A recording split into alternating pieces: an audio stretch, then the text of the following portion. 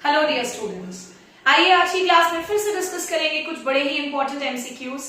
आप में से मैक्सिमम बच्चे सोचते होंगे कि मैम हमेशा एमसीक्यू सेशन ही क्यों लेकर के आती हैं। वो इसीलिए डियर स्टूडेंट्स बिकॉज आप जिस एग्जाम को टारगेट किए हैं, चाहे वो कोई सा भी हो, एग्रीकल्चर बेस्ड एग्जाम, हर एग्रीकल्चर बेस्ड एग्जामिनेशन में ऑब्जेक्टिव क्वेश्चन पैटर्न ही फॉलो किया जाता है और एग्जाम को क्रैक करने का वन ऑफ द बेस्ट तरीका होता है ढेर सारे एमसीक्यूज को सॉल्व करना। और इसीलिए मेरी पूरी कोशिश रहती है कि on a daily basis at least आपको 6 to 7 एमसीक्यूज का प्रैक्टिस तो जरूर करवाऊं। सो आइए शुरू करते हैं with very positive energy today's first MCQ. देखते हैं पहले एमसीक्यू में हमसे क्या पूछा जा रहा है। क्वेश्चन में है linseed fruit is known as. Linseed यानी कि अलसी के फ्रूट को क्या कहा जाता है? कैरियोप्सिस, कैप्सूल, हेड या नन ऑफ द अबव। तो डियर स्टूडेंट्स इसका आंसर हो जाएगा लिंसिड के फ्रूट को we call it as capsule. ध्यान रखिएगा। Coming to the next question, आइए देखते हैं सेकंड क्वेश्चन में हमारे पास क्या है। आप किसी भी एग्रीकल्चर बेस्ड एग्जामिनेशन के ऑफिशियल क्वेश्चन पेपर को उठा करके चेकआउट करो। हर बार हर साल डिसऑर्डर ओरिएंटेड क्वेश्चंस तो आएंगे ही आएंगे, इससे तो कहीं भी क्वेश्चन जाने से रहा। क्वेश्चन में पूछा जा रहा है pink calyx is a disorder of. Option number A है पियर, ऑप्शन नंबर बी है पीच, प्लम या एप्रिकॉट। तो ध्यान रखना बच्चों that pink calyx is a disorder of pear. I hope आप सभी को आंसर क्लियर है। पिंक कैलिक्स किसका डिसऑर्डर है? पियर का।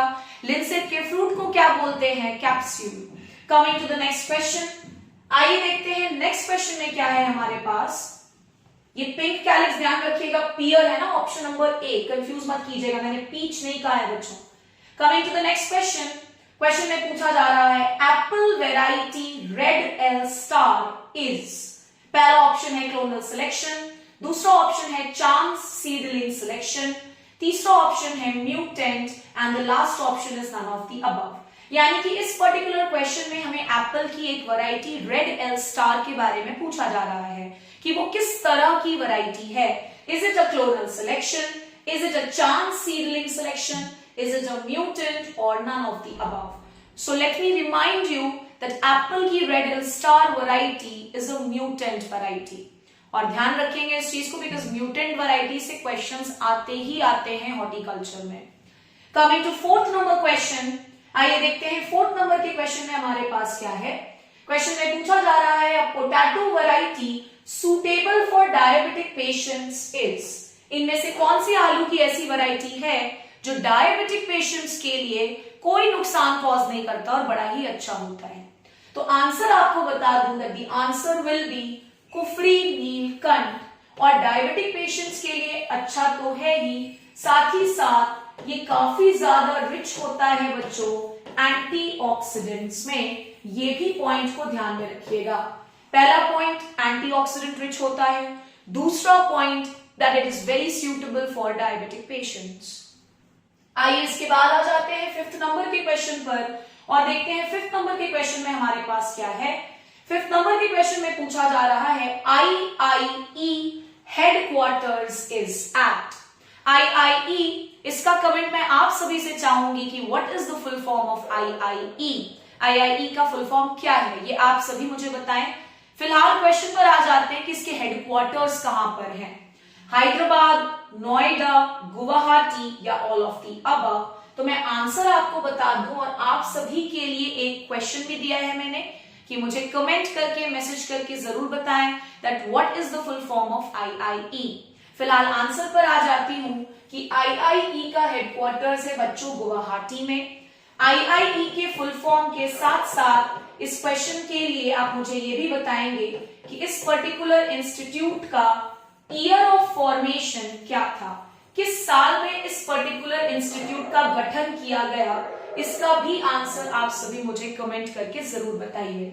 कमिंग टू सिक्स नंबर का क्वेश्चन, बहुत ही इंपॉर्टेंट बच्चों हॉर्टिकल्चर पर्पस के लिए। मतलब आप हॉर्टिकल्चर का कोई भी एग्जाम दो, चाहे वो ARO हो, चाहे वो REO हो, चाहे वो RHO हो, चाहे वो ADH हो या SHDO हो, कोई भी ऐसा पेपर हो, रूट स्टॉक से क्वेश्चन आना तय होता है।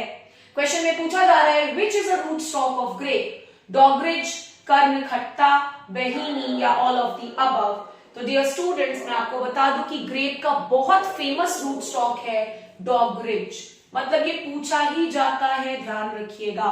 डॉगरिज is a root stock of which fruit crop? So it's a root stock of grape. साथ ही साथ आपको कुछ और इंपॉर्टेंट क्रॉप्स के रूट स्टॉक्स भी इसी बहाने बताते चलूं, जैसे वॉलनट। वॉलनट का एक बहुत फेमस रूट स्टॉक है बच्चों, and it is paradox. Walnut का बहुत फेमस रूट स्टॉक क्या है बच्चों? पैराडॉक्स। सो एक तो डॉगरिज हमने पढ़ा ग्रेप्स के लिए, और एक पैराडॉक्स पढ़ा किसका रूट स्टॉक है? वॉलनट का रूट स्टॉक। आई होप आप सभी को ये क्वेश्चन क्लियर है। कमिंग टू 7th नंबर का क्वेश्चन, आइए देख लेते हैं क्या है। Tiger baby is a variety of grapes, watermelon, muskmelon या ऑल ऑफ द अबव। तो आपको इस पर्टिकुलर क्वेश्चन का करेक्ट आंसर बताते चलूं, the tiger baby is a variety of watermelon, और टाइगर बेबी के अलावा वाटरमेलन की एक बड़ी फेमस वैरायटी है sugar baby. So sugar baby and tiger baby ये दोनों किस क्रॉप की वैरायटीज हैं? तो वाटरमेलन की। Coming to the next question, question number 8। आइए देखते हैं क्वेश्चन नंबर 8 में हमारे पास क्या है। क्वेश्चन नंबर 8 में पूछा जा रहा है that carmine red dye is extracted from. Carmine नाम का रेड डाई किस पर्टिकुलर इंसेक्ट से एक्सट्रैक्ट किया जाता है? Dactylopius, blister beetle, pulse beetle या all of the above? Then the answer will be डेक्टाइलोपियस।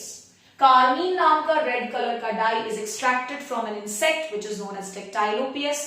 आप सभी के लिए एक होमवर्क, दैट डेक्टाइलोपियस को कॉमनली किस लैंग्वेज में, आई मीन किस नाम से जाना जाता है, मुझे ये कमेंट करके बताएं।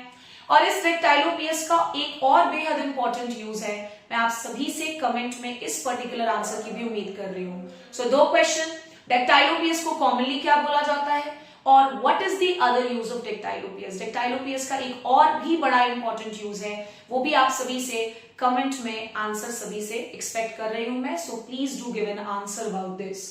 Coming to the next question, in fact ये लास्ट क्वेश्चन होगा। आइए देखते हैं 9th क्वेश्चन में हमसे क्या पूछा जा रहा है। वेरी इजी क्वेश्चन, मतलब ऐसा शायद ही कोई बच्चा होगा जिससे ये क्वेश्चन नहीं बनेगा। बेसिक सा क्वेश्चन मैंने पूछा कि कॉफी की फैमिली क्या है, तो कॉफी की family, yes, definitely it is Rubiaceae. Sterculiaceae is the family of cocoa. Sterculiaceae किसकी फैमिली है dear students? So it is the family of cocoa. I hope आप सभी के लिए ये MCQ सेशन काफी इंफॉर्मेटिव रहा होगा। पढ़ते रहिए, मेहनत करते रहिए, नेक्स्ट क्लास में मिलेंगे। Thank you so much.